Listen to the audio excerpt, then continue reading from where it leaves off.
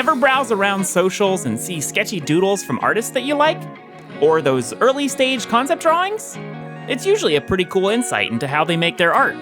So when is it the right time for you to share your sketches? What will people think about them?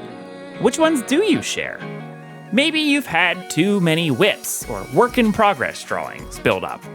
Maybe you've felt disconnected with other artists because you haven't finished anything and feel like you have nothing to share.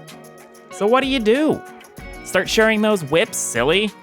People love to see the art process. They love the sketchy stuff, the messy pencil drawings, the unclean painted lines.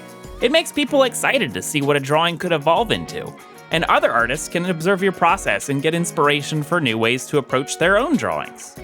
Sharing your art early can help you feel more connected with others and keep you motivated to continue. A rebuttal I've heard about this involves not wanting to upset an artist's audience, as if there is some expectation from people about art quality. This is almost always untrue. People like to follow artists because of the person as well as their art. They get excited seeing the art process and learning more about how things are made. People love to see the human aspect of art and being able to relate to the imperfection of whips and drafts. The other aspect of audience expectations is maybe a more difficult truth. If you're not sure if your audience would like something, you probably don't actually have a defined audience or any with specific expectations.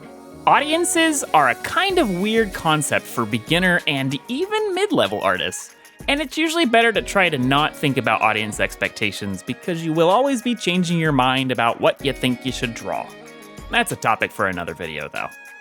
Another practical way to look at this is being able to try out ideas that you're uncertain about.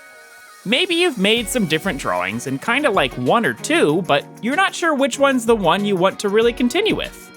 Share the whips and see how people react. You might find that people are really excited for an idea that you were not confident of.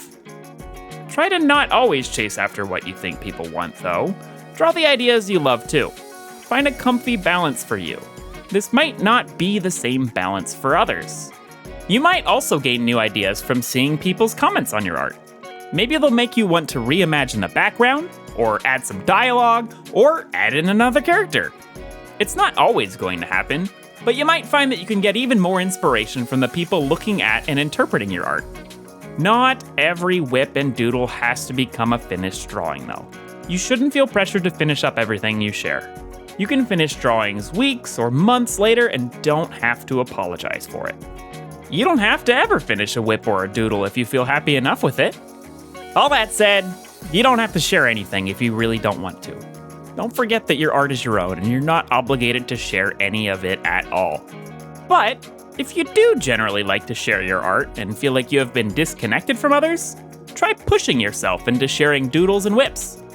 You might find that it's kind of fun, and people will love it in ways you weren't expecting. Audiences are a kind of weird concept. Try out ideas that you're uncertain about. Maybe you've made some different. God damn it. Try pushing your shelf. Yes, push your shelf.